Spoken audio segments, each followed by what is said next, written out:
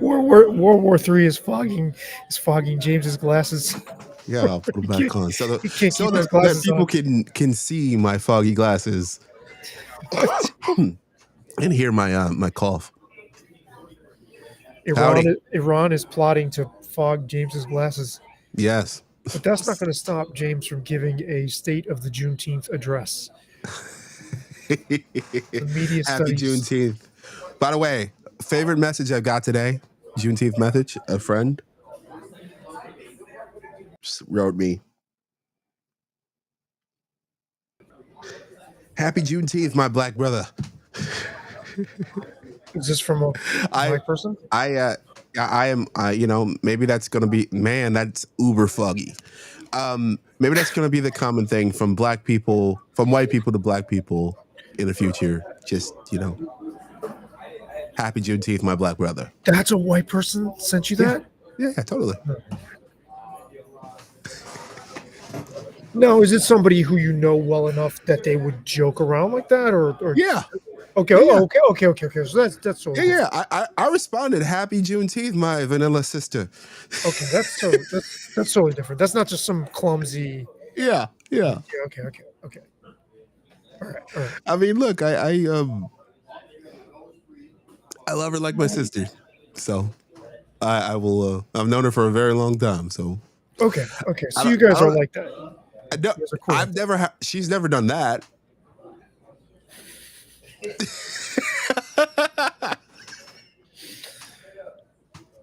I wonder how many people today are walking around first like thanking a black person or giving them a parking space or like letting them go first in the supermarket on the premise of Juneteenth.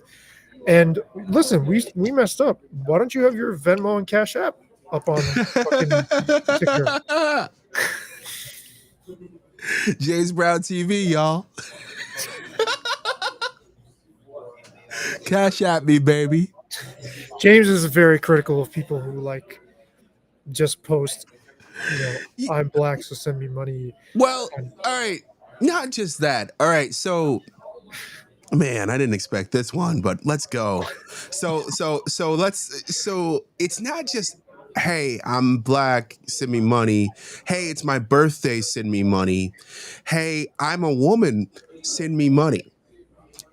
I've seen all these proliferate like crazy since the pandemic.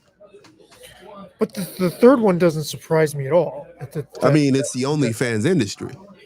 Or even just the only being like I'm here, so just send me. Look, good work if you can get it, I guess. But when people commodify other people's racial guilt, and then like or like send me money because of it, it's kind of gross. But at the same time, if you're foolish enough to fall for it, who's the one to blame? Yeah.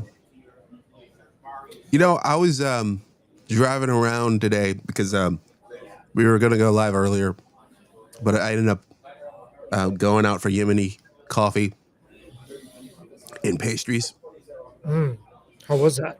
Very good. Very good. Sure. And Leali, it's next to Dave's Hot Chicken in Henrietta, New York. Okay. And we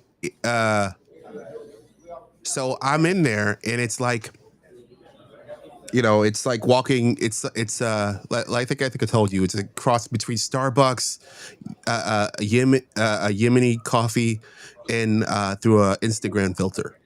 And it's beautiful. And we're driving around after that, and it's packed on the streets, just straight up packed.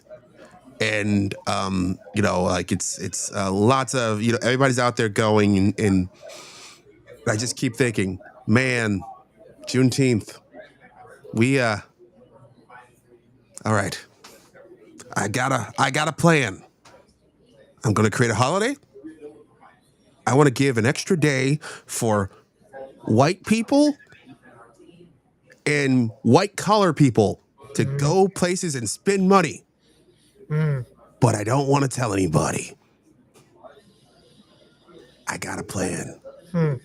We'll call it Juneteenth, a summer holiday, because that's the way it feels. It is. It is. It's just this sort of. It's not. Yes, there's this whole like, extra. We've had stuff I can't talk about, but a lot of events locally. And there's a lot of events around the country. But man, the holiday, it ain't about black people. It's about white collar people having an extra day to spend money, having an extra day off. I was going to start out by asking you where, just imagine where we would be if this holiday were implemented at, in a atmosphere where we hadn't been spending the last decade hyper focusing on race to this absurd, ridiculous degree, and that the like racial um, focus hadn't been cranked up all the way to 11 in ways that what's that the movie where the guy writes the book. It's recent. It was in the Yeah, last year. Oh man, I forgot what yeah. it's I forget called. the name of that movie, Yeah. but yeah, I know the movie. I know the idea. Right, right. I mean, because you've lived basically that film, so sort of the media version of it, right? Sometimes. Uh, if if we hadn't if we hadn't just been overexposed and hammered from this like ridiculous angle nonstop, could we appreciate the holiday more? And I mean, it's a strange one because the actual Juneteenth. I mean, it's like if I have the history right, it's when the news, it's when the law got to the abolition of slavery finally got to the last county in Texas, right? Like that. Yeah, I think that's it. But I mean, was that really, on a practical sense, the end of? Was it, like it's just sort of in name only, right? And it took a long time for it to get that far. It's just sort of like at that point was like the westernmost frontier, sort of, not exactly, but sort of, and like the last bastion where slavery, where it was still considered legal, and then they get the news that it isn't. But how much did things change at that, you know, in a concrete sense at that point? And so we're in an age of symbolic gestures where we're like awash in symbolic gestures, celebrating a symbolic gesture. I would have no problem at all. I think it's a good thing to commemorate this as a country, but after this onslaught of racial ridiculousness, you completely kill the flavor for people to really do anything observe it in any kind of constructive way. That's how I feel. And now, from what you're saying, you're just like, oh, it's an excuse for upper middle class people to spend money. Wow, I hadn't thought of it that way.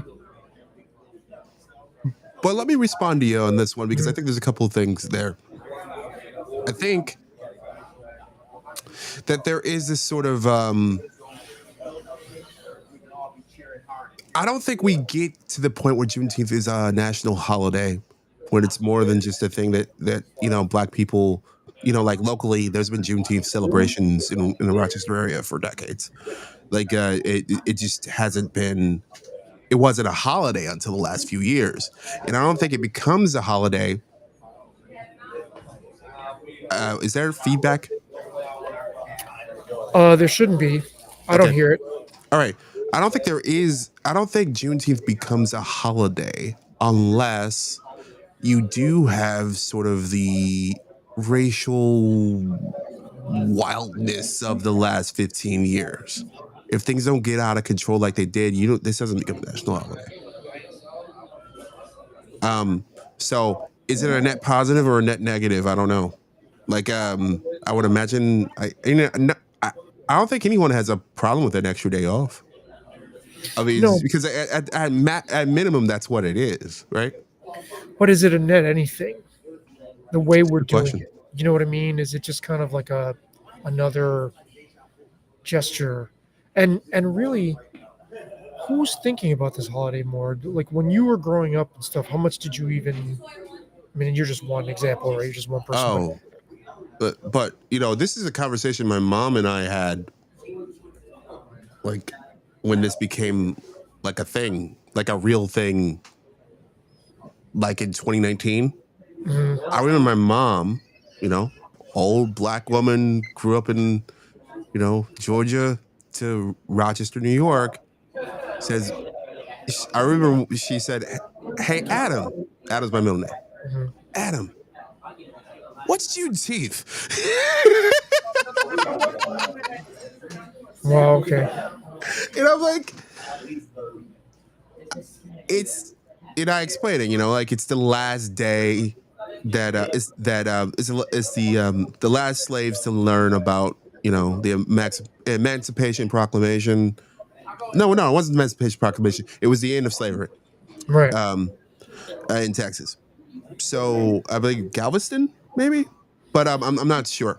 So, but yeah, and it's just like we never, yeah, we didn't talk about it in school either. Like I don't remember talking about this in school. Like, it maybe came up once, but it wasn't a regular thing. And should it have? That's That's a good. I think it okay. probably should have. Okay, yeah. I mean, we talked about slavery. We talked about, you know, um, we talked about, the Civil War. We talked about, Jim Crow, Jim obviously, Crow, and all that sure. stuff. I don't. Sundown Town's probably also Sure, somewhere in there. Yeah, yeah, yeah. sure. But did we need to talk about this specific thing? I don't know. I think it could be a really important symbol, but it's sort of a weird anticlimactic. It's like, to me, it can't help but illustrate the gap between law and policy and on the ground implementation are two totally different things. And that's true for anything, right? But like when something becomes enshrined into law and when it practically becomes adopted, I don't know. There's a big gap there, and I don't know what exactly we're celebrating because it got to this last place in Texas way Hmm. later than you would think it should have. Sure, but I think part of that was just the era, from what I understand. Like, it's a lot easier to get information around the world and around the country now. It's not to say that they weren't certainly taking advantage of these people. They clearly were. That's why I think that, if I remember correctly, there were Union soldiers who were traveling the South, basically seeking this kind of thing out. Um, but it takes it was much harder to get information around. Sure, There sure. was much more of a delay. Like the 35 people who are watching us, by the way, shout out to y'all. Thanks for They watching us either instead of or in addition to Ta-Nehisi Coates' live stream from today. what? Really? He had one on Substack. I don't know which channel, but I saw a notification for it. Okay. So like they could be anywhere in the world and they can hear our voice and interact with us. Back then it was a much different circumstance. It took months for news to get across, the country, let alone across the world. Well, and I mean, what we think of as a contiguous nation, the United States, doesn't really come into being until the Interstate Highways project Agreed. is built, right? The Interstate Highway System. And you don't really get around. You don't. This isn't a country you can just go from one end to the other with ease until that happens. So I mean, we're talking, right after the Civil War. Forget about it. And Mhm. the whole idea of I've been thinking about this a lot since 2021. I actually went to a metal show on Veterans Day, and so this was in November. This was the first show I went to after things started opening up right after the pandemic. And so there's a lot of dudes, in like military type patriotic gear. And I had never thought of this. I was actually at a Zach Wild show, and I was I'm standing behind somebody with a shirt that's got like American flags on it, and that kind of stuff. And it just hit me in that moment, and I'm almost 50 at that point. When people who are like really really patriotic are celebrating the USA as an entity, as a thing, there's a paradox there, because they're actually celebrating something that's built to minimize its functioning as a single thing. You see what I'm saying? It's like the whole idea of patriotism is like the USA like asserting itself in the world order, but but their idea of the USA is like a bunch of little smaller bodies that have the political strength to say fuck you to the federal to the main body. So it's not a centralized thing. And I just grew up thinking of the country as the country, because you can fly anywhere, you can use the same money, the same language, you can drive anywhere. I never really gave that any of that any thought until way way way later. And all, especially the pandemic brought that out, right? The tension between, no, this is our state or regional policy, and you're telling us to do this and we don't agree. And you saw all those tensions, all those fissures really start to show, which Mhm. they had been there before. I just hadn't really paid much attention to it. But and then it occurred to me, I'm shocked that this country has held together as long as it has, because the country itself is a paradox. It's like a federation of states, smaller governments that are meant to exist somewhat autonomously in opposition to centralized power. But then there's Washington and the Senate and the president behaving as if that's not exactly the case. The whole thing, it just, I don't know, kind of blows my mind. And with respect to this, the race policy and that whole thing that nearly broke the country apart, um, feel like all that context is missing. Like Juneteenth seems like a wasted opportunity to start conversations, but the conversations have been pre-hijacked. But as you're saying, if it wasn't for the racial reckoning, the bourgeois fucking, like avalanche of self-flagellating, fetishizing racial guilt, you and I wouldn't be talking about this at all. It's because most of us wouldn't know that much. Yes, I think you're correct on all points. I think that we were interested in actually having a full-throated actual discussion about these issues and growing as a nation in a constructive format, but that's not what we do. We freak out and we do creative destruction, and then random stuff happens, and we end up with a holiday, a new summer holiday that jacks sales on places like West Henrietta Road in Rochester, and backs up traffic, and while black people who overwhelmingly are not white collar, don't get to participate. Right. And how many people have paid days off today? I'm at Wegmans. Are they getting time and a half? Probably for working. They have to, right? Some do. But it's a federal holiday now, so you have to give time and a half. But so, and how much do on average do black people care? I mean, your mom is one example. By the way, Cash App James to help his mom learn about Juneteenth. Yeah. The fuck At James Brown TV. At James Brown TV. Giving you money. Money. Dollar bills, y'all. so Uh, I've gotten texts I should share with the audience, even though I don't think this is talking out of school too much. I've gotten texts from James where he sees people put their Cash App up online for whatever reason, being black or being woman. He's like, disgusting. Yeah, yeah.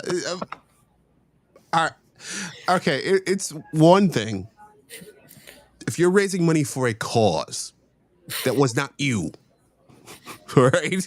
If you're raising money because if you're trying to start your business, if you're trying to start a community garden, if you're, I don't know, you're trying to even like, I might throw some money at your kid to help him get to, get a uniform for school, whatever, maybe. But if it's just, hey, I exist, give me more money, I got issues with y'all. Why exist as part of this group? That's the thing. That's the key. That's crucial worse. here. Because that's why this has all been encouraged. That's why we're seeing this ambient sense of, hey, I'm stoking my grievance for having this identity. You owe me. I'm going to just push the button on your guilt. And it's like what's his name? Is it Laylaw from Above the Law? So who's the user? Or no, who's the killer? The user or the dealer? It's like and I've always thought this about televangelists too. It's like, well, if you're vulnerable enough to send your money, is that person really ripping you off? Or It's a fair question. I mean, because what would you have been doing with it anyway? It's like you're already in a place where you're compromised. You have to be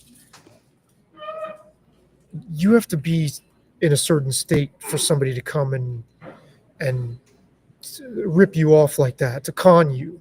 You have to be an easy mark. You have to. I don't think there's a better word than submissive. Mm-hmm. But there has to be a moment of submission that you're ready to take on.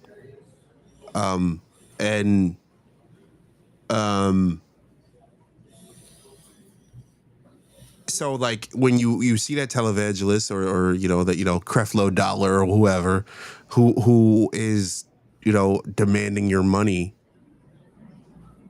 you're willfully doing it. You're willfully giving it away.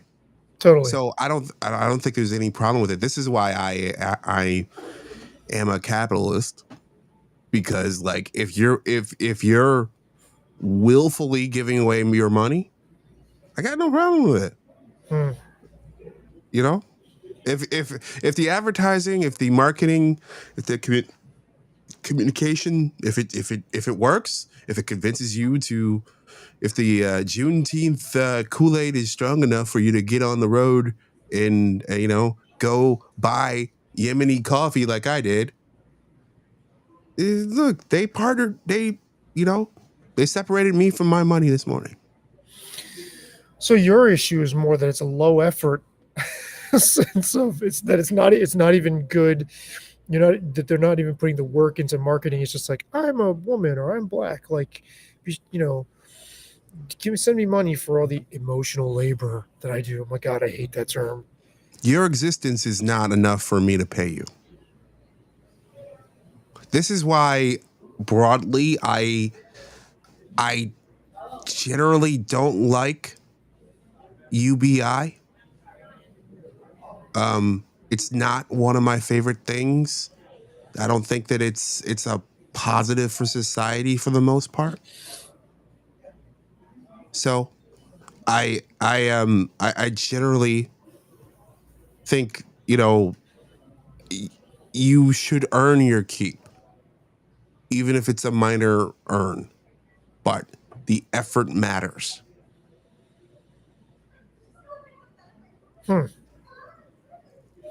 Black effort matters. Black effort matters. Sounds like a podcast, man. I could get a ton of advertisers. I could have a Juneteenth special, and I would totally win.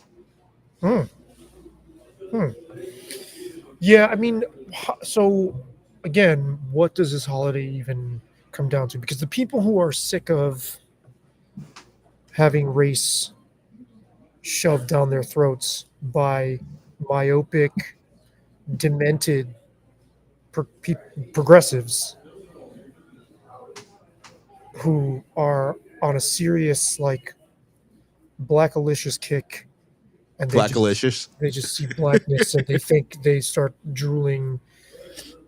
Um, these are the modern day equivalents of the Southern Belle. I don't even know if that Southern Belle stereotype is true, of the Southern Belle who has sexual desire, the white woman who has a lot of sexual desire for black men. I don't know how true that was at the time, but what I'm seeing now among white progressives is the sort of psychological, emotional equivalent of that. It's like a thirst, like a lust for blackness and for everything they project onto blackness. So if we weren't in this kind of atmosphere, um, what would this holiday mean? And the people who are tired of that, including lefties like myself, who are just like, all right, enough already. There's a built-in resistance to anything coming from that direction. Whereas, like I said earlier, I think what's lost in the sauce is that this could be a cool another opportunity to look at American history in all of its dimensions. I mean, none of our holidays, we don't really like you and I probably don't think twice about what Labor Day means, or maybe you because you do segments. Well, that's partly what I was getting at. I mean, All American holidays are sales, so maybe it's a sign of progress that you can have a holiday that's trivialized enough to fucking get people. When people start knocking down Walmart's door at fucking midnight or whatever when they open on Juneteenth, then you'll know doorbusters, Juneteenth doorbusters.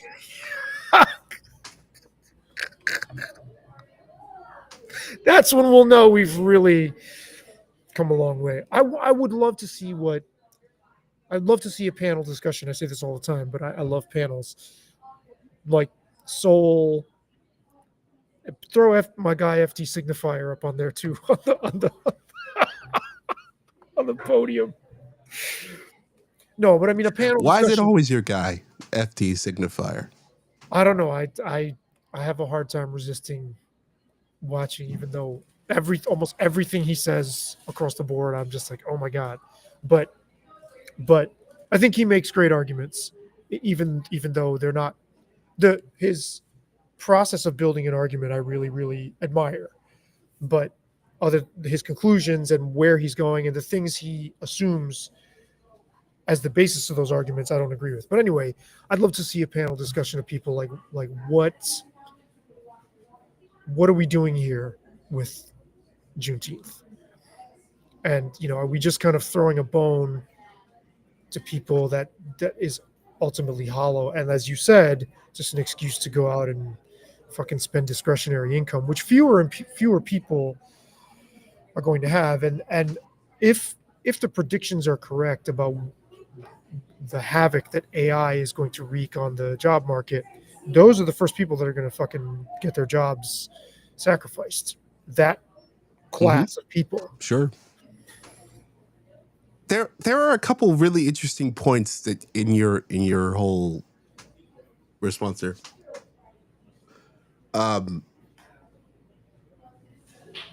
It reminded me of the there used to be, and I was talking about this the other day about Tavis Smiley used to have these all day conferences back when I was in college, and he would get Dick Gregory, Louis Farrakhan,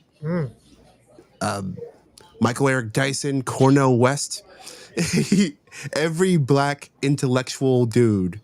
Get them all in the same room at the same time. Thomas Sowell, I believe, went to one of them. They got them all together, and they'd get them on stage. They'd give them all time to speak, and they'd have panel discussions, and they could talk to stuff like this. So that kind of thing did exist at one point. It ended when Barack Obama was elected president. I know. Weird, right? Hey, wasn't my conference, but that's what happened. But with that in mind, the the more interesting thing you mentioned, or the way you described it, it was as if what we are doing, what black people are doing with Juneteenth. What we? You mean America? Like, Mhm. what do you mean? What we are doing with Juneteenth? Well, what are we doing here? I meant the entire idea behind this holiday. I'm very curious about what Black people are doing with Juneteenth. Please I, I don't know what we are doing with Juneteenth. I mean, let us know I because see. I, what what is is this this supposed supposed to to be? be to the Black people who, like you said, most of whom can't afford to take the day off? Or and some people do. I'm not saying no one can't. I mean, I had the day off. I mean, I think there are a fair amount of us who do. But it's not 100%. It's nowhere near 100%. Nowhere. I don't think. Maybe it's 50. Maybe 50. Um. Uh. What are black people doing with Juneteenth? We should have gone to Blue Sky to find out because there's hardly any Black people on there. I think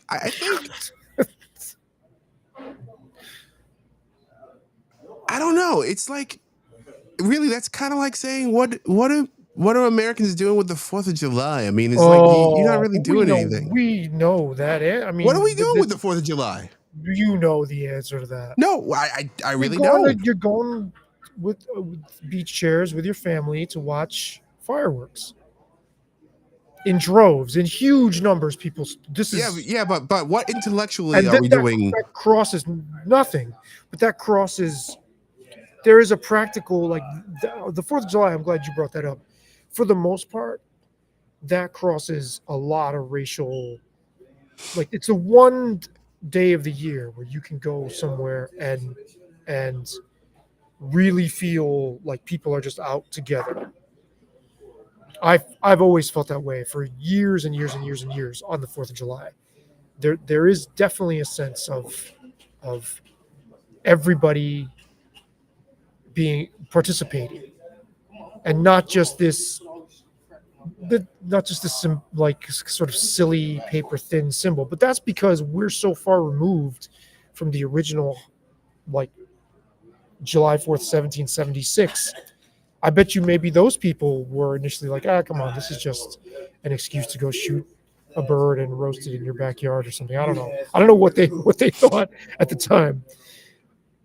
Right? I mean, all these things are ultimately all just sort of Their constructions. flimsy symbols. Yeah, but I think traditions arise out of them that do have heart and soul, right? And Juneteenth hasn't had enough time because it didn't have much traction prior to this. You're saying there were celebrations and things like that, but this wasn't.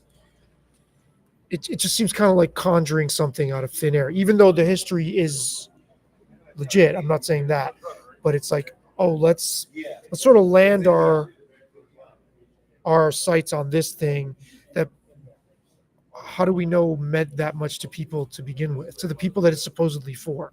It's a And so more effective Kwanzaa. that popped in my head because I mean Kwanzaa is like totally conjuring, right? But Yeah. but this isn't so much. I mean, there's something to draw from, but it kind of feels Well, like there's something to draw from Kwanzaa too. I mean, like this feels more like exhuming a part of history that in the bigger picture, I don't know, like didn't reverberate that much to begin with. So and now the people who decided that we're doing this they did it on behalf of someone else, right? Like who was lobbying for this to become a federal holiday? Was it mostly driven by white people who pushed this, or do we know? I think it was. There are certainly some black people involved. I don't know every detail of this, but as I said earlier, it's a product of the racial reckoning. There were people who were pushing for this for there to be a national holiday long before this. I remember hearing of the effort to push it into a national holiday, and then what my response was, "What the hell is Juneteenth? Like June and teenth, and like what's going on?"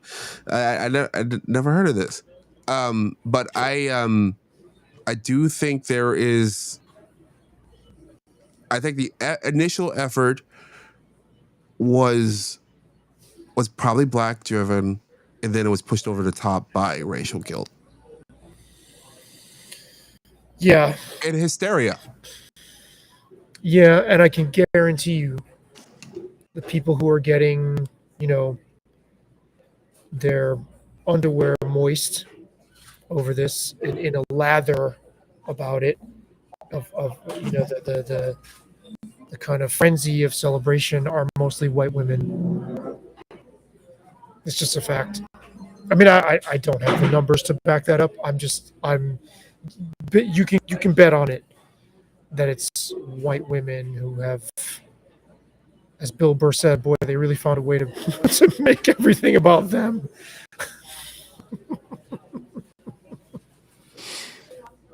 I don't.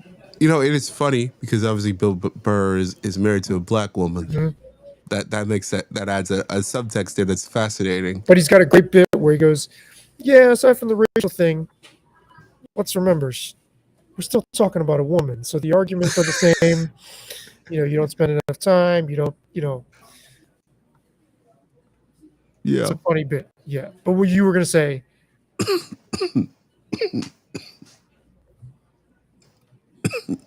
Iran is not trying to assassinate Trump. They're trying to take James out.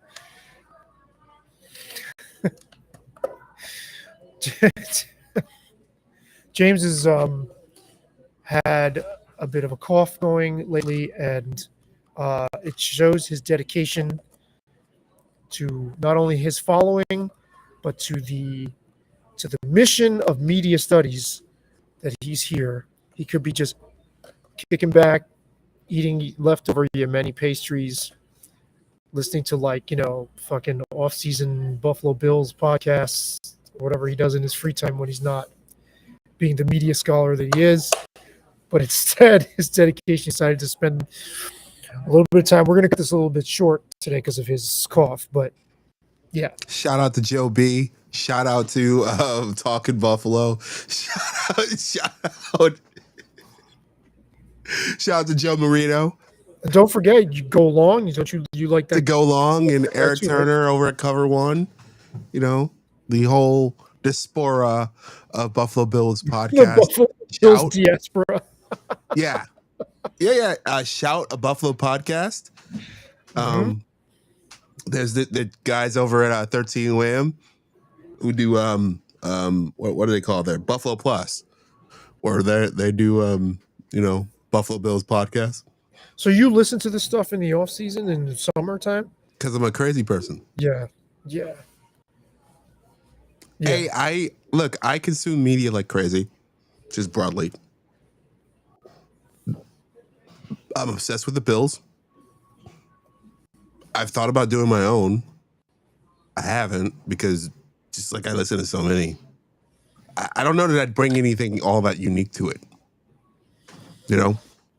Right. I mean, that isn't already covered. You could call it On the Bills Spectrum with James A. Brown. Really just lean into, not to say you're on the spectrum, but like the level of fandom.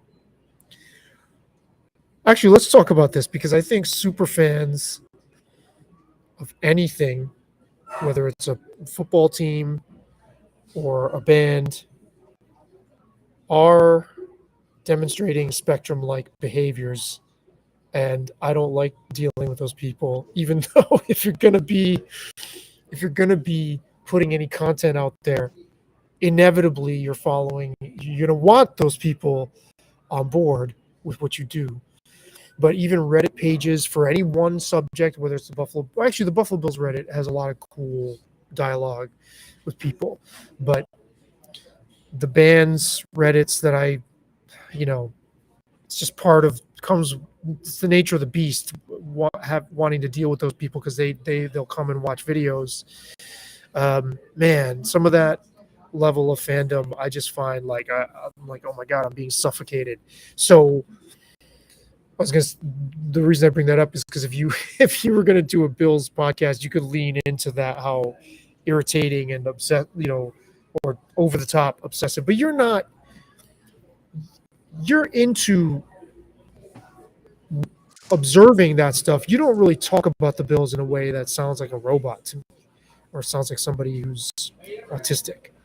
Like some of these people, when they talk about what they're fans of, I'm like, oh my god, this is too much. And I have a theory that musicians are nice to these people because they don't really have a choice. They have to kind of tolerate them, because they're part of the music ecosystem. Like the people that are gonna pay like $1,200 for a VIP meet and greet to be like, and have you sign a poster.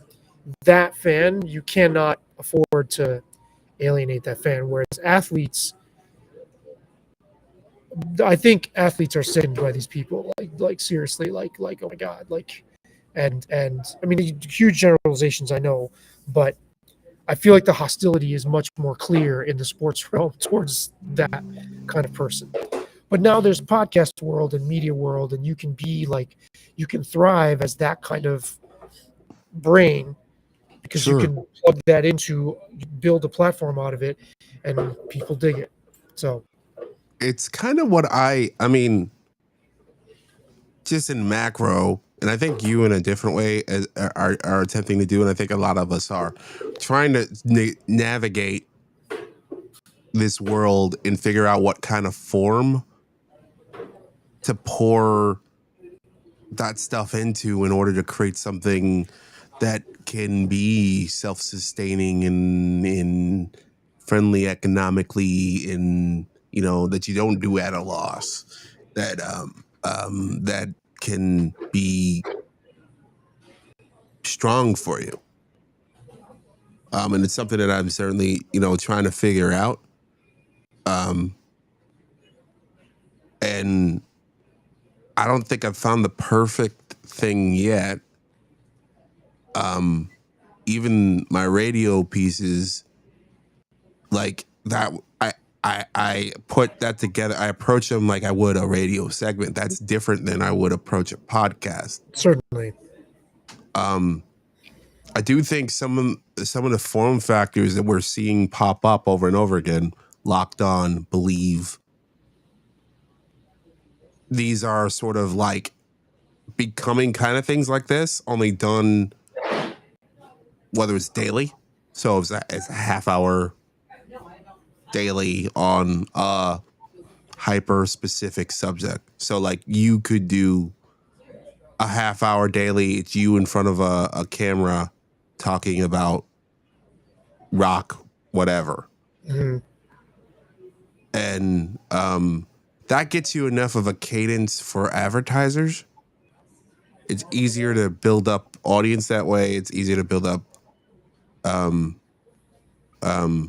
because that's part of what the power of radio was.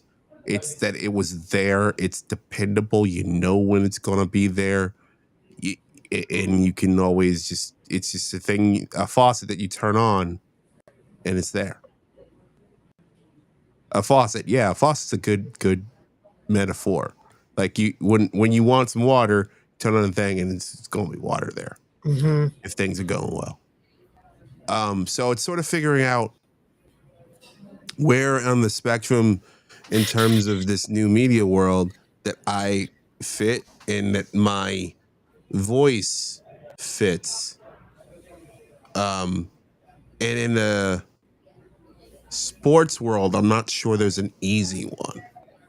Well, and why, when you said you don't think you would really add much to that conversation, it seems like it would be, I mean, I don't know, I haven't heard you really do a sports, like I could see you doing one where you're engaging with fans and obviously other analysts and that could be really cool. That conversation, but I feel like you taking everything that your sort of overview of media and laser focusing it, narrowing it to sports would seem like a little bit of a not a waste, but why do that when sports comes up so much in your outlook anyway, just by default? Yeah. I mean, great example of that is I don't know if you've been following at all what's been going on with HBO Max and Warner Brothers Discovery. No, isn't Warner Brothers Discovery splitting into two companies or something? Or You know why they're splitting into two companies? no? They lost the NBA, and basically cable is, dissipating slowly. The NBA wanted to go to Amazon. They wanted to be on broadcast TV. They don't have a broadcast TV outlet. So the NBA said, fuck you. And they didn't, they weren't willing to overpay. So after, all that goes up in smoke, they're kind of like left looking around like, oh, we have all this dying media over here. Cable, TNT, TBS.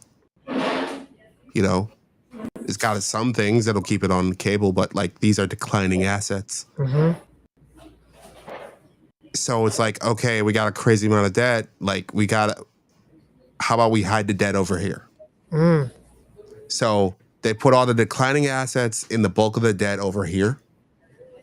And the assets that they think that there's a future with, HBO, in the streaming stuff, in the studio, over here, and make them both public.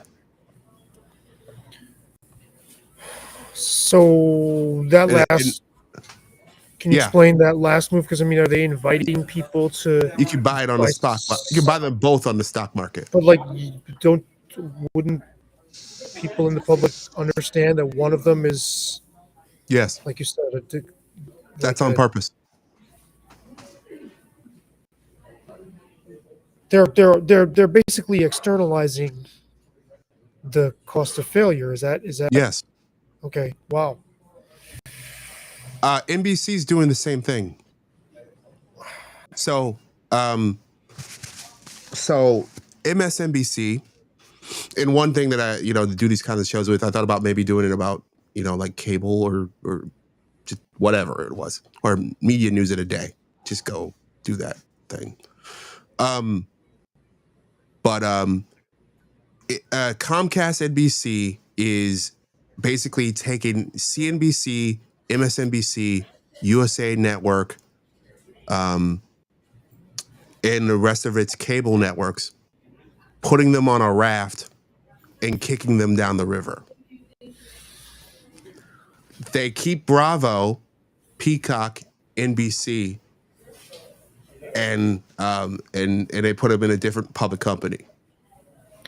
But are they admitting that this is are they being upfront that this is why they're doing that? Yes and no. So if you yeah. Sorry, no, please.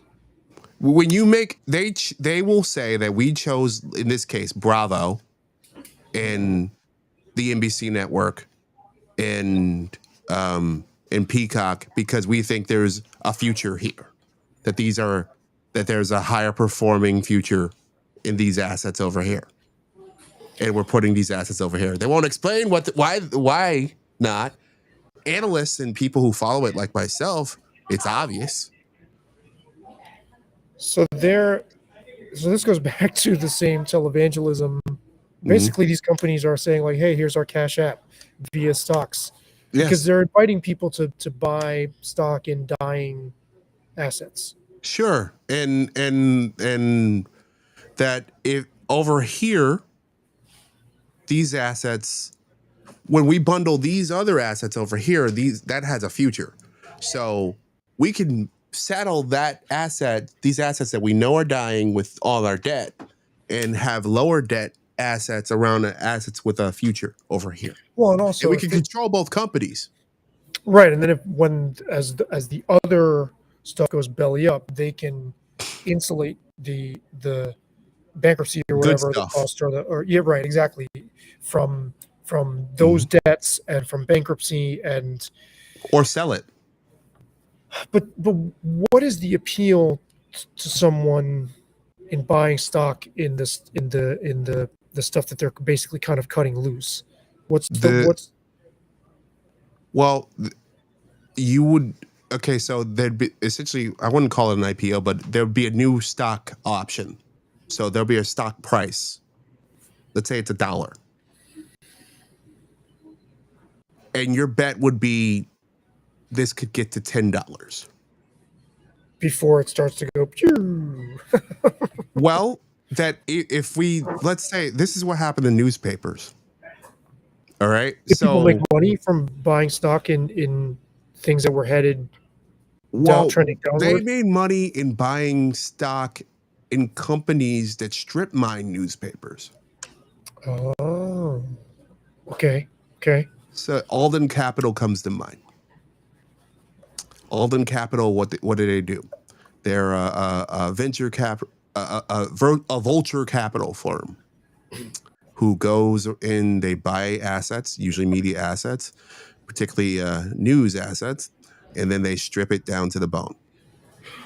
And when they get the profit, as the profits go up, that let's say $1 stock number goes up to $4, and if you invested it at $1, you just quadrupled your money.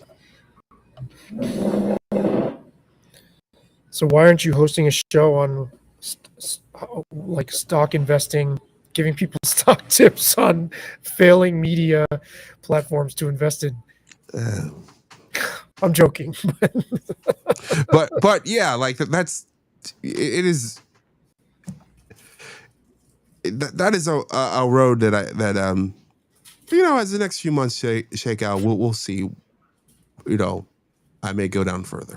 You could add a tip, like a tip sheet, like little segment that's like 30 seconds. I wouldn't do that, but I think this is the kind of thing that I'm very interested in, and I think the next year or so is going to be really interesting, the way things are playing out. And I think there's a future there. Okay, and what specifically are you referring to in terms of the way things are playing out? There are many the way things are playing out simultaneously. Okay, so aside from World War III, okay, so you got CBS. Donald Trump is right about media bias.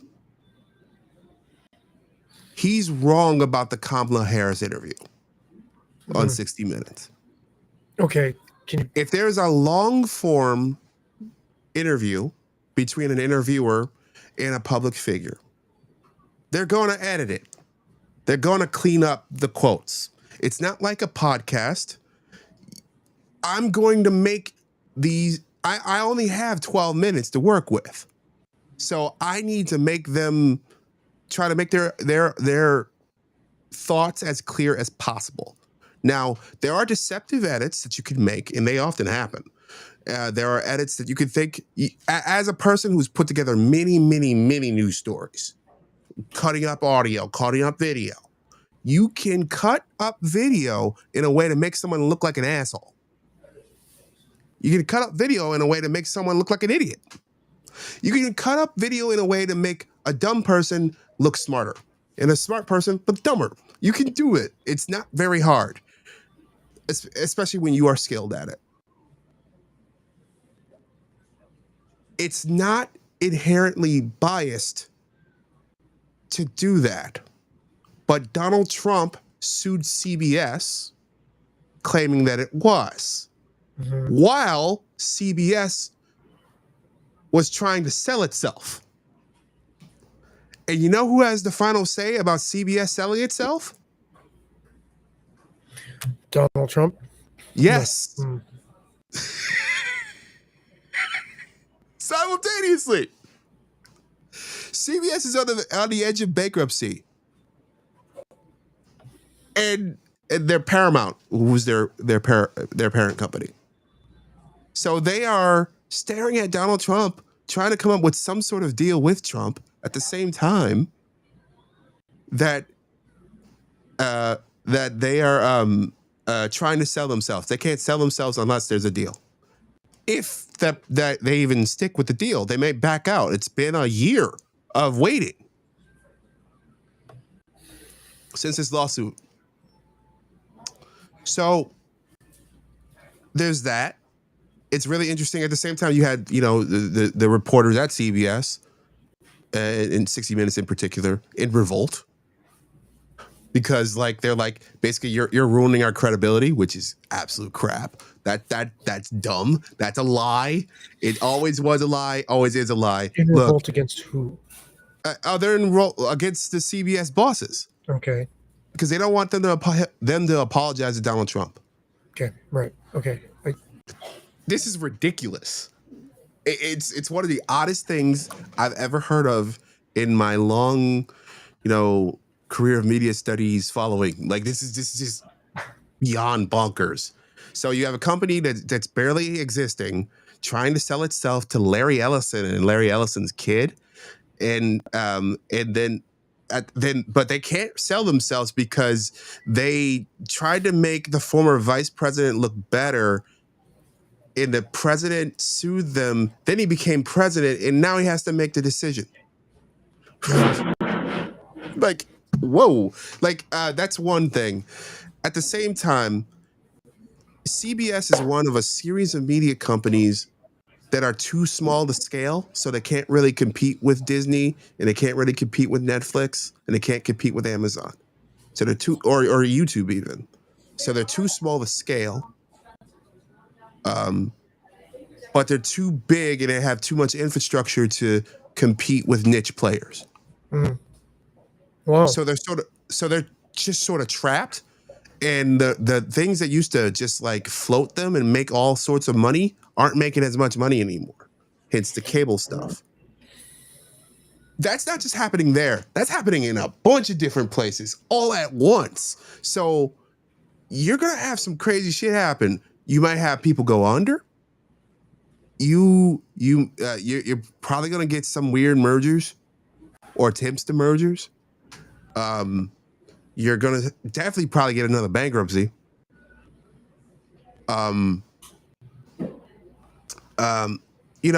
People think that Apple or Google will step in and buy these people. I don't think they will. Why would they? I mean, they don't need it. Yeah, they can buy it on pennies on the dollar later.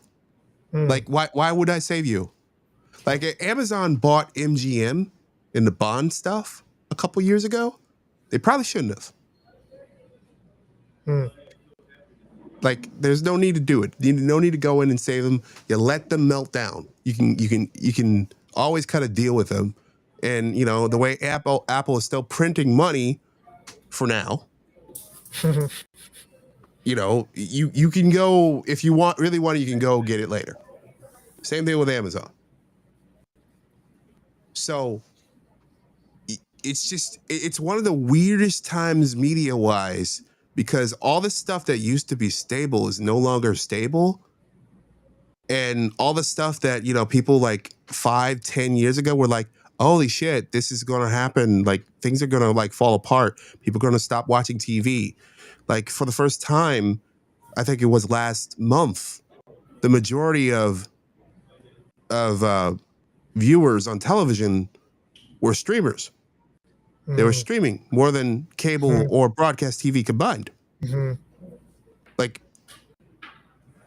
This is last time we talked, there are decades when nothing happens and there are weeks when decades happen. Right. So we just reached those moments here. So we just reached the tipping point. Yeah, absolutely. Everything was this. Yeah. Yeah. And some people were really smart. Fox is looking they're looking so smart because they sold high. Years ago, they sold the bulk of their assets to Disney. And they made a mint off of it. And they got small. and they just focused on sports and news. Like, Well, and there's barely anything else on Fox at this point. well, and don't they also have a streaming infrastructure? Wouldn't it follow that they adapted also to the fact that so many people are streaming these things? Actually, they didn't. Oh, Like they had a small Fox News streamer, and they bought Tubi. okay. But they didn't spend the kind of money that Warner Brothers did trying to build out Max, or Comcast did trying to build out Peacock, or CBS has with Paramount Plus. They didn't spend that kind of money. They did it, but they did it on the cheap. They did it mostly repurposing their own stuff. And so they sat on their money. They put all their effort just into live stuff and news stuff, you know, stuff that you could actually sell in this era, and people will watch live. So they'll actually watch ads. They didn't try to compete with Netflix. Says they couldn't buy, they tried to buy the precursor of Warner Brothers Discovery. And when they couldn't do that, they just said, okay, we'll get small. And they were right. So, I mean, is that not the playbook for how to proceed if you're a media company in this rapidly shifting Yeah. ecosystem? You either got to get big or you got to get small. Mm. So that's where everybody really is in terms of scale. And I find it fascinating. Well, man, if only we could be in that group of people, of executives at these dying companies that still have 6 and 7 figure salaries and Yeah. nice severance packages and everything. Boy, what a way to fail, huh? Yeah, one of my favorite. Oh yeah, his great stories. Let me see if I can pull this up.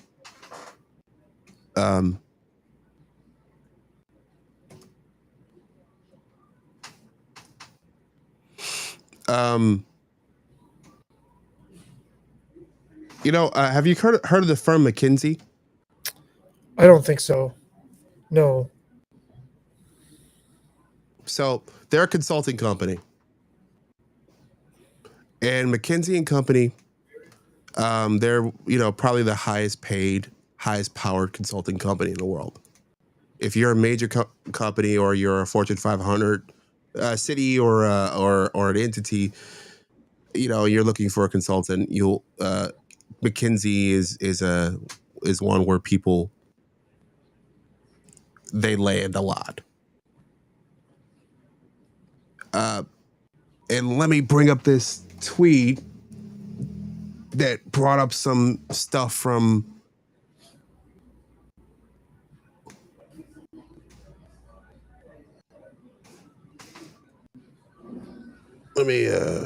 one moment.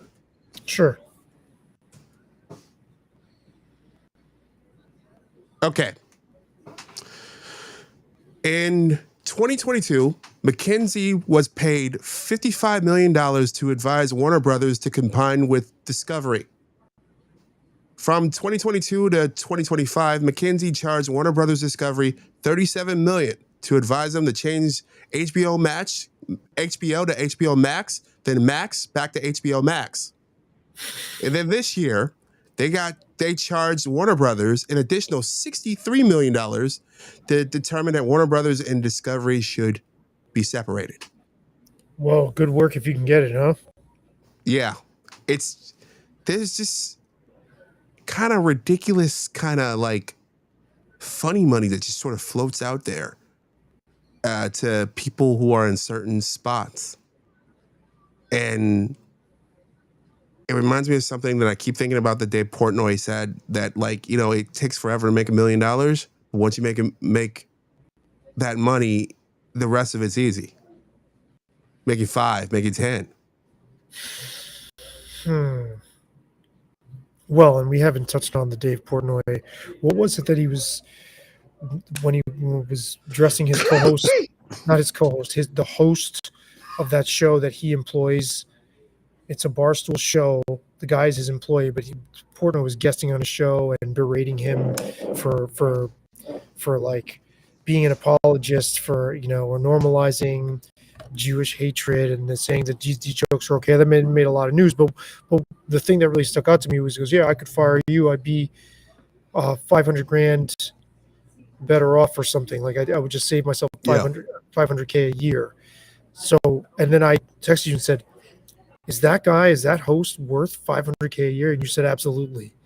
Yeah. It does seem like funny money to me. And in this industry that is supposedly dying a slow death, where's all this money coming from? Like what? Well, I don't think that.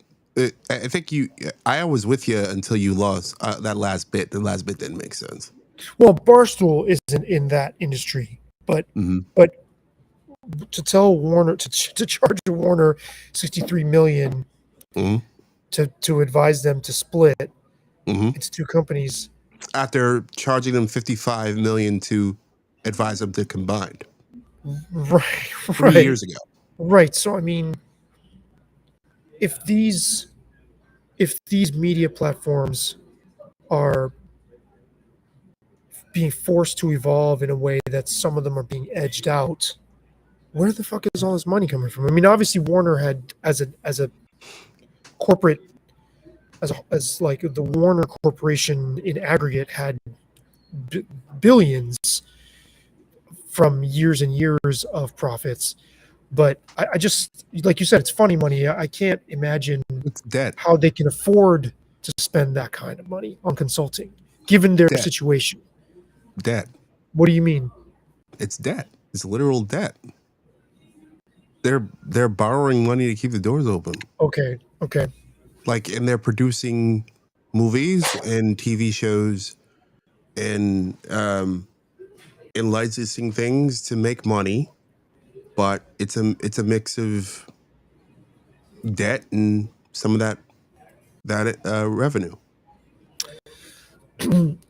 How much would you say their revenue total is exceeding what they're spending or hemorrhaging in other ways? Like, are they in the black or are they in the red? Okay. So they keep having to borrow more and more and more. Yes. Okay, Yeah. digging a deeper hole. Man. And then this consulting firm says, okay, we just sent you the invoice for $63 million. What? Yeah. Okay. So I'm just just looking it up right now. Their debt load is $38 billion as of March of this year. And what is their estimated revenue? Let me pull it up.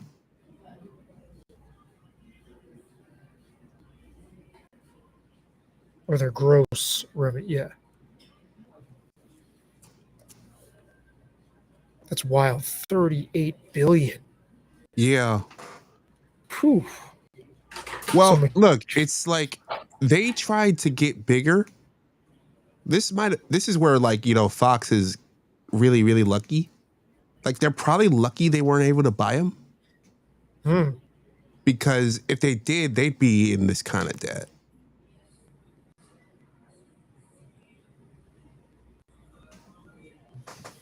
But then, if these companies fail, that debt does not get completely paid off. Some of it gets liquidated. Yeah, it gets marked down. Okay, let me see. So what is your guess as to how much their estimated gross at Barstool? No. At Warner's. Okay.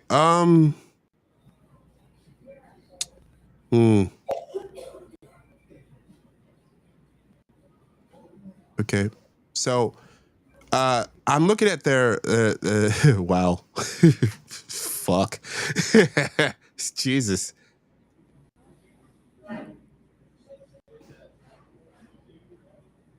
Okay. So I'm looking at their cash on hand. The internet's a beautiful thing, and it really is.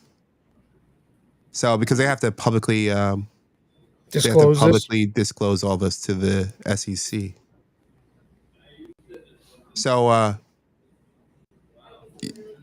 I would have guessed a little bit more, but this So is wait, can I guess? yeah. What would you have guessed? Because I was going to ask you, does their income? Because you said 38 billion in debt. I forgot the technical term you used, but does what they're bringing in even top a billion? In terms of total revenue? Yeah. No. Yes. Yes. Okay. Yes. Are they in the tens of billions? No. So they're not bringing in more than their loot than their debt. Okay. No. So basically, so what is it? It's as of March 31st, it's just under 9 billion. Okay, so they're basically operating the same way like countries do, just letting the Or most people, they're operating on credit cards basically. They're wow. paying. So forget Cash Apping James, Cash App Warner Brothers. Yeah. No. At James Brown TV. At James Brown TV. That's his At Warner James Brothers Brown bail. TV. This is Warner Brothers bailout fund. Warner Brothers bailout sound at James Brown TV. At James Brown TV. At James Brown TV. Do you remember when Akash Singh, when we saw Akash and he said, "Listen, I'm going to be in the line over there, and you can pay a number of ways. I got Venmo," and he goes, "And I have Cash App because I know I have black fans." And the whole room just started laughing. Nice. Okay. So Listen, if these people can just move debt around, and this is encouraging for us. So there's this term called EBITDA. Never heard of it. So EBITDA is earnings before interest, taxes, depreciation, and amortization. So it's a fascinating term. It's an accounting term, and basically it's like you take out all those things. So your earnings before you pay taxes, before all that stuff, and they landed at about 4.6 billion. Net income. Whew, man. Minus 453 billion. So 450 minus. So they're in a negative 433 million dollars. I wonder how many people have used EBITDA, explaining EBITDA successfully as pickup line, and ended up in bed with somebody, the same night after maybe you just could do that out. You can do it in the financial district. Yeah, or you do it in the city of London. Wow. So I mean, so all of this seems like a big giant bubble. I think there are bubbles. I think the more interesting bubble right now, I don't necessarily put that in that category. But what I mean by that is how is that those losses going to ever be recovered? It doesn't seem like they are. I think what's gonna happen is eventually, I think what's pretty obvious is they're gonna spin off they've spun off this second part of the company to cut the company in half. They put the chief financial officer in charge of half of the company as the CEO. And that dude's going to strip mine the company. He's going to strip it bare. So, TNT used to air, original programming. Ain't no original programming going to be on TNT. Well, but let me. So they owe most of this to banks? Yeah.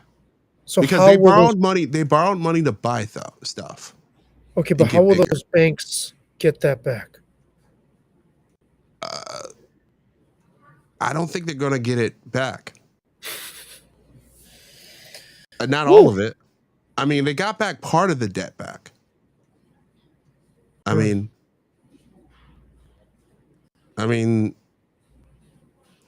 but I don't think they're going to get it all back. Well, listen, if we can all use Warner Brothers as like an example to emulate, a role model, then don't worry about your debts, people. Yeah. But before we wrap, I wanna talk a bit about Armageddon, Oh yeah. about World War III. That's what the thumbnail was about. What the hell are we doing? Beats me. I have no idea. I mean, you talk about funny money. There's also just the idea of using these weapons in these ways and airstrikes and things like that. It's just hard for me to even comprehend that stuff. Like that someone in their life is now dealing with, not someone, a bunch of someones are dealing with that as just an everyday occurrence, and you and I are here shooting the shit. I just don't know. And then strategically, logistically,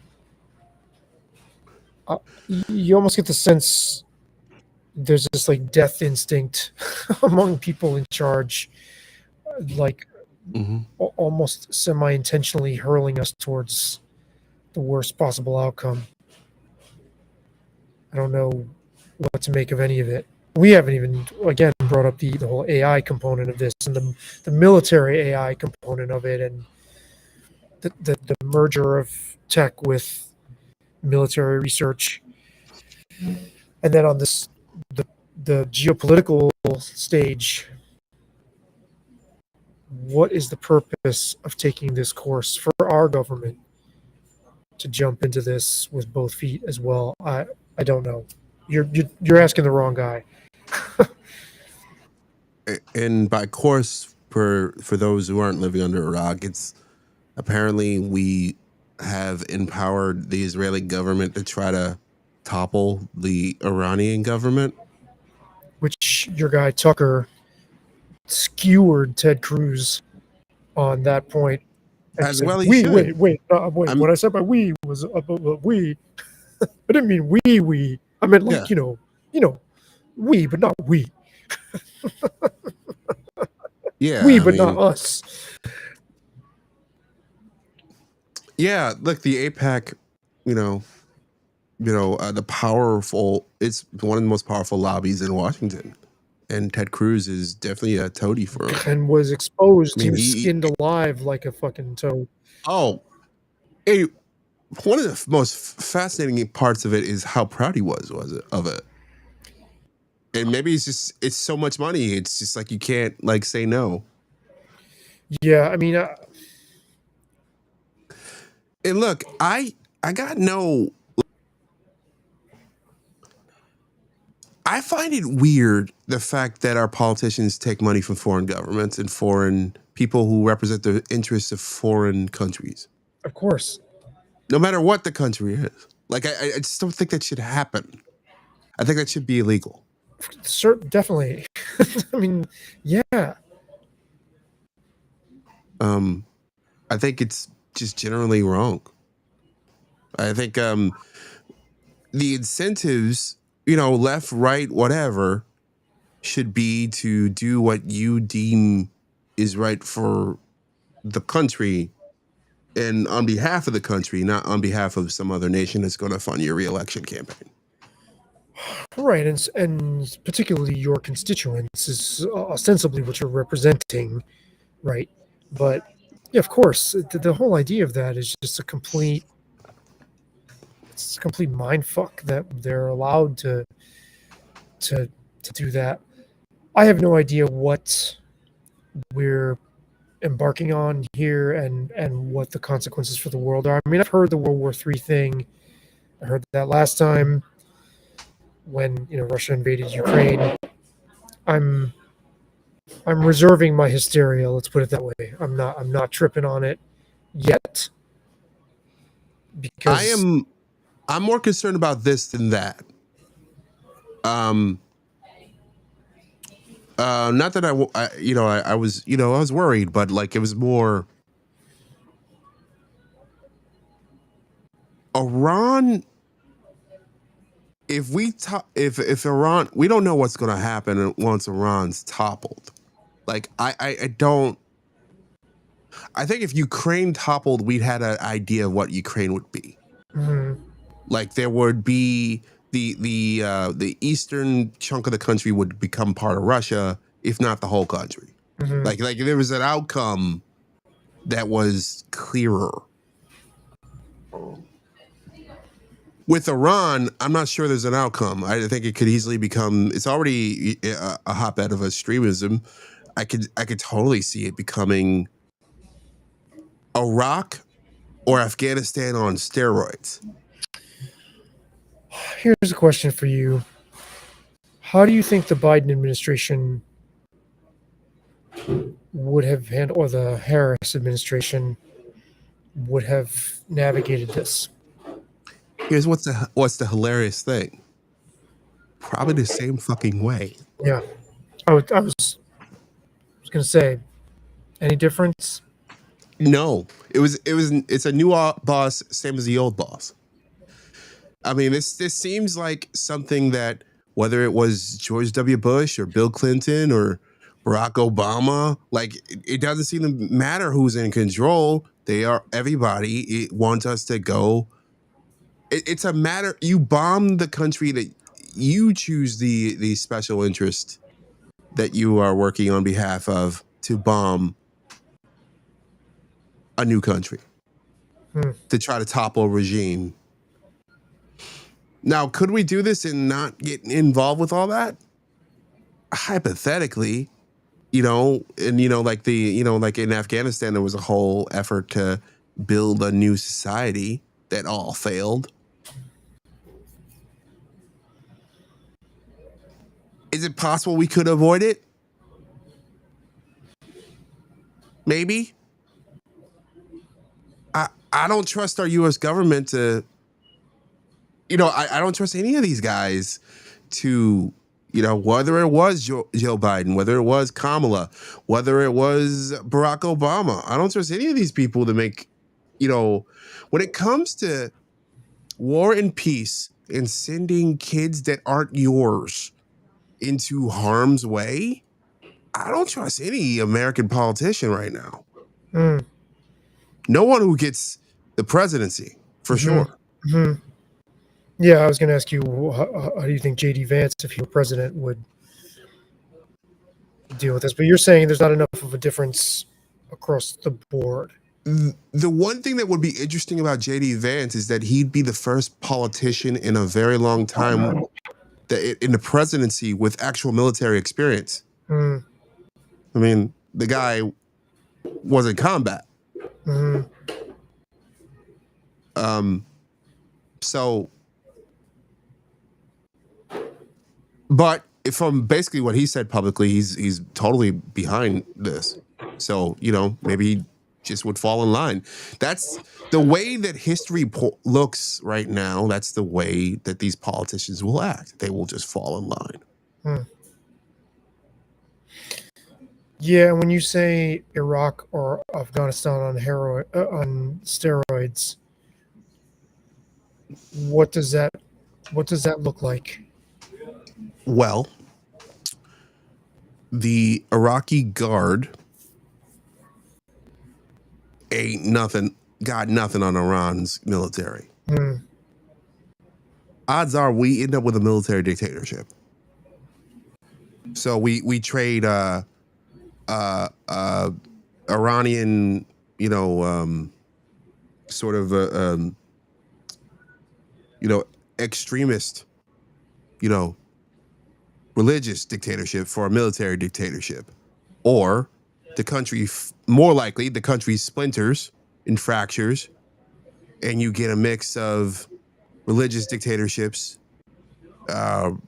warlords, military like we're talking about a nation, I think, that's bigger than Texas. Well, and that has a not a homogenous ethnic racial proposition either, right? We tend to look at it that way. But that's what Tucker was taking Ted Cruz to task on. He doesn't even know any of that.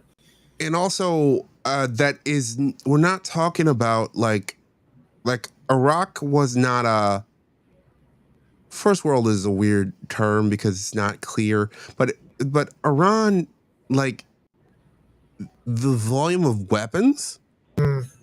and the strength of their military and their capabilities, we're talking, even if they don't have nukes, Tulsi Gabbard apparently claimed they didn't,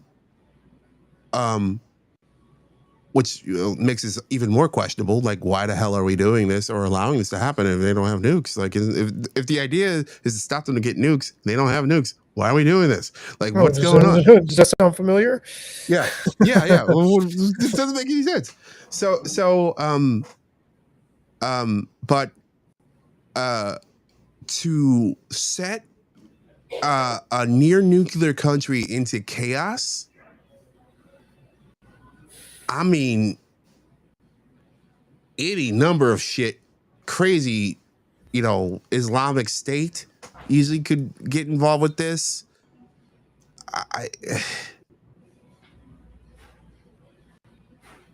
There are certain, I've worked in government, and one of the things that I've learned from working in government is that you pull on a thread and you think it's just when you pull on a thread, it comes out cleanly, but it almost never does. In other words, when you decide to act as government, when you pull on a thread, you do something with a certain intention, the thread never just, it's tied to a bunch of other stuff. Right. It doesn't. And that stuff is often things you can't predict, things you don't understand, or can't control, or that they didn't bother to even try to anticipate. Right. I mean, look, I think that was part of what we learned with George W. Bush in the Iraq War. I mean, like, we'll be treated as liberators. I mean, like, what are you talking about? Like, greeted as liberators, that we could just sort of stroll into Iraq and Afghanistan.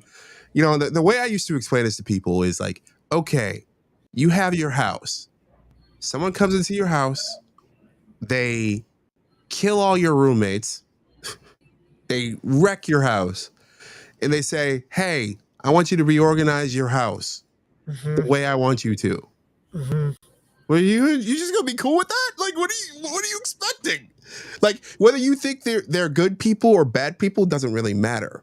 Like, when you roll into someone else's house and then make a bunch of demands, like, the people who live in the house are gonna be upset, which is gonna cause more crap, and you end up with this continuous cycle, which I won over and have won it over for a long time. You ain't the only one. I mean, who doesn't, right? Other than the people who profit from it. I saw footage or headline. I saw footage of Netanyahu talking about this, and then I saw a headline where he urged the people of Tehran to evacuate. How do you just make a blanket, like, hey, could you imagine, like, everyone in New York, I urge you to evacuate or we're going to bomb the shit out of you. You can't, not everybody can do that. Yeah. And the time frame, it's like, all right, listen, we're going to give you 2 weeks to get your shit straight. Like, where are these people going to go? Yeah. Just the fact that a world leader has the sense of divine right to say something like that, really, I find that really chilling. Yeah, I do too. Just gross. And my voice is starting to go again, but let me speak on that on a couple levels.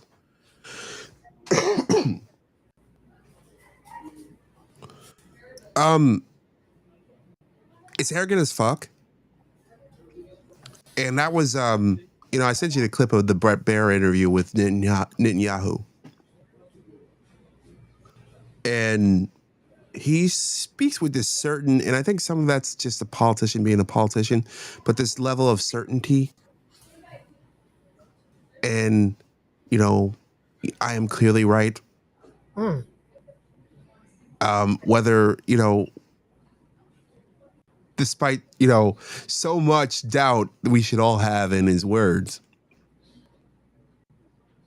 And I wonder how much of that is just sort of, you're a leader and you're trying to convince the world to go your way. And the second piece about Netanyahu was, I mean, it's the one element of this that makes me think that perhaps there might be logic here. Not sure I believe the claim, but Netanyahu claims that Iran tried to kill Trump. That both assassination attempts, the one that shot him, and the one apparently when the dude showed up at his golf course, were that Iran was behind him. Now, I think that's far-fetched. I really do. But if you listen to Donald Trump's rhetoric before all this, and you listen to you watch what he's doing right now, and listen to him right now, yeah, it's as if he believes him. So, I mean, he's not a difficult person to convince to just but like lead by the nose. That's a wild ass one. He's also got he also has the entire, CIA, of course, FBI, James, but we're not dealing with a rational person at his disposal. He does, but all you have to do is appeal to his ego, and he'll do fucking anything for you. But they tried to kill you. Oh, yeah. All right, so you let's say, all right, so you got Tulsi Gabbard and Kash Patel, and I forget the CIA dude. All right, they roll up on them and say, no, they didn't do it. And then Netanyahu and company are like, yeah, they did it. Yes, I totally believe that. I completely believe that, because one is appealing to your ego, and the other one isn't. And Donald Trump is not a rational operator. He's all id. He's all impulse. So, and if you're another world leader, you can play this guy like a fucking, violin. And so do you think easily manipulated? If that's what happened, if what we're being told is really what's happening, yes, I can see it being totally plausible that Trump was convinced by Netanyahu that Iran was behind it. Now, he's like in this video, and I could probably go find it, but he said that Trump knows, but like, in that, they know that it was done through proxies, which honestly, when you get like this, all right,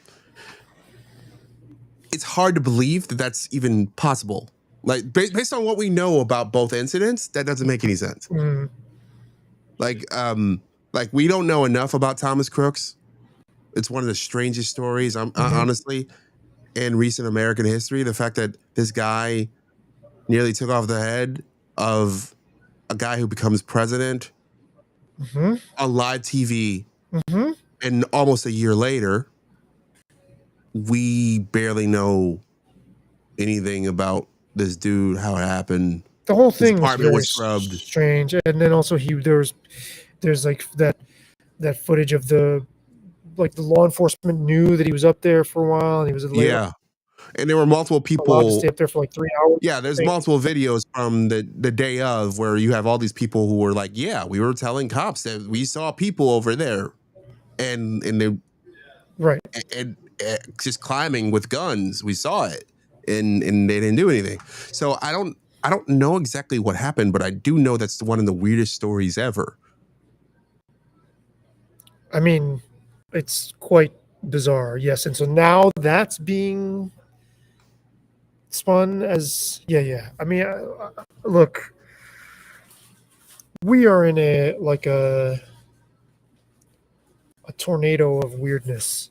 Just more and more outlandish things just seem to be said out loud and by Agreed. world leaders and just on mainstream news platforms and as if we're not supposed to go wait what hey so I don't know.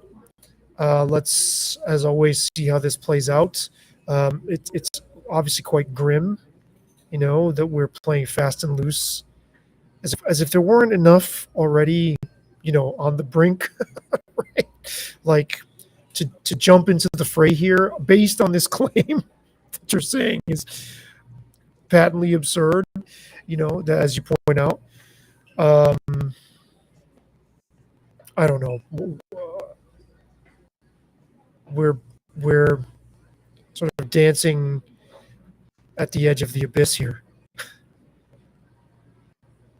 Yeah. I want to provide something you shared with me.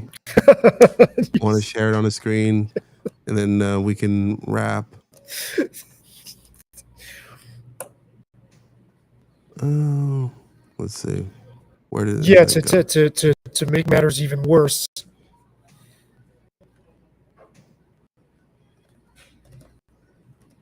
All right. There we go. There we go. So, what's up, man? Why'd you send this to my way?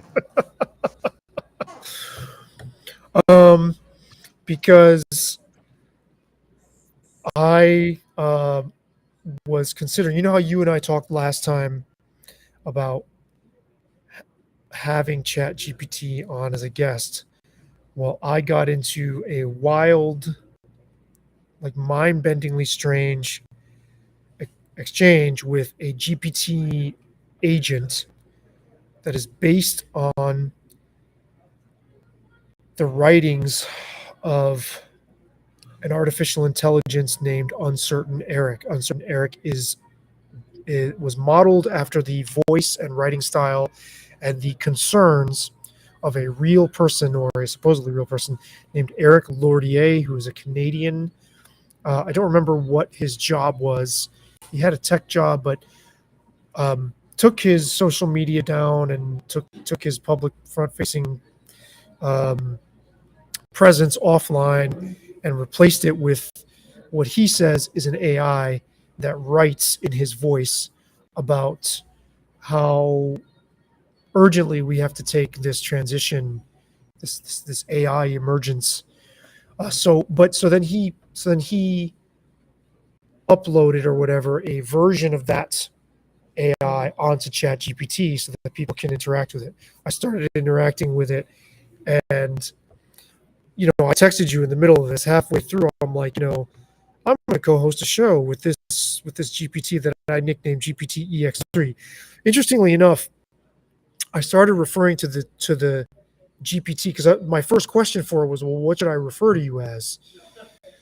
And I started calling it UNC, UNC. But then I said, you know what? We should move away from UNC because Shannon Sharp uses that, and like that has a certain racial flavor to it. And it wrote back and it's like, oh, I see how that could be viewed as racially insensitive, and it's sort of like sending the wrong message, blah blah blah. So I thought that was funny.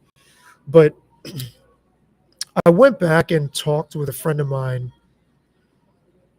about, and I didn't mean to send this to you right in the middle of when you were talking about Netanyahu, uh, as if that's relevant at all.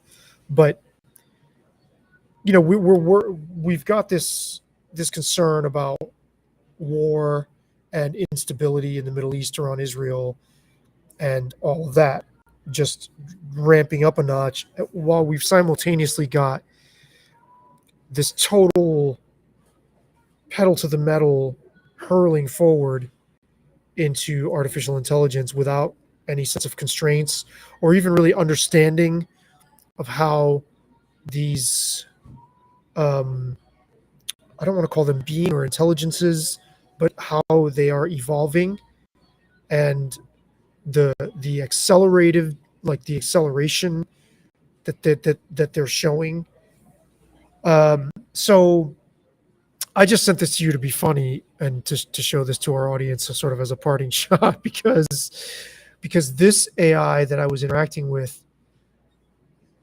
is designed to help people become aware enough and prepare themselves. But I went back and looked through our chat and I showed it to a friend of mine, and there are certain things that I found really disturbing about it. And I wondered if the AI was kind of telling on itself. So I came up with this graphic as kind of a joke, like, "Oh, hey, don't worry, like this AI wants to lead us through, a certain yoga routine to be able to survive the singularity."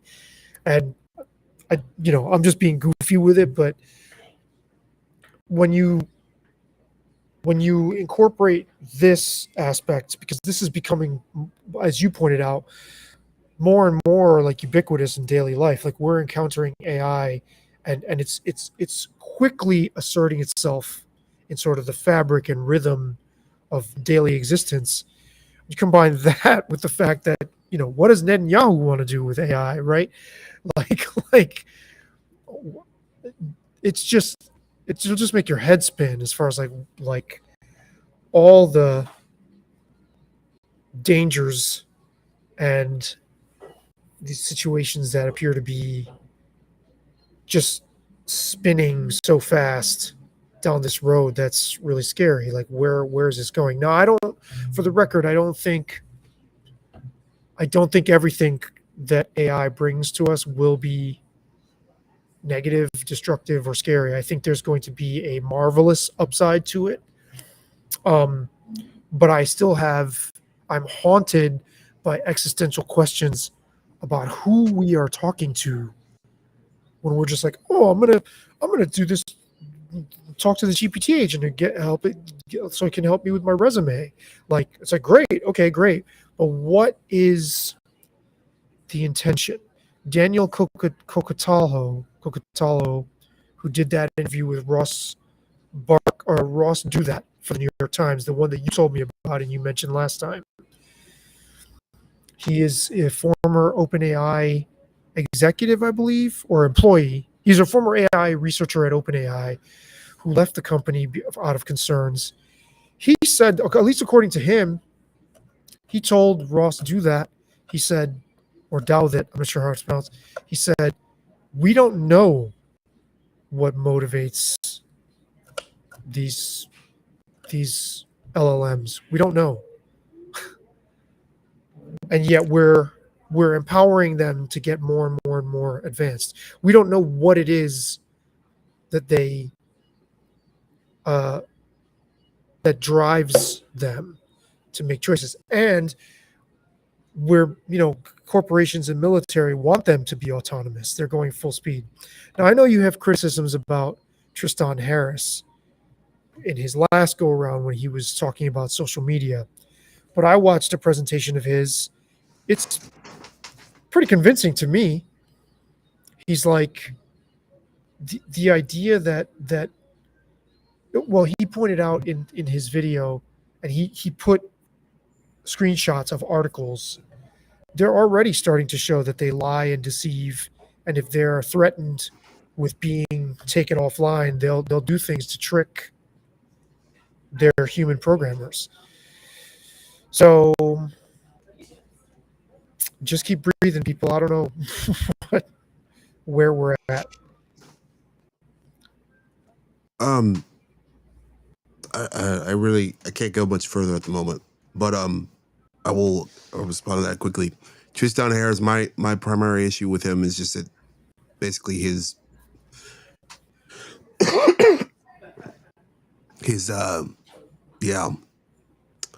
playing hurt, folks. His documentary on Netflix was basically unoriginal. That was my primary concern with him. It's not that it was entirely wrong. Some of it was, I thought, dated and kind of off. But like, it was being hailed as sort of this breakthrough explanation of everything, and it was really just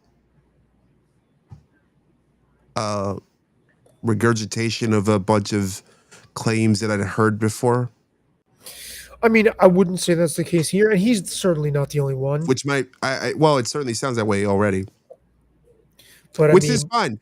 Which is fine. Look, I think a lot of journalism is that.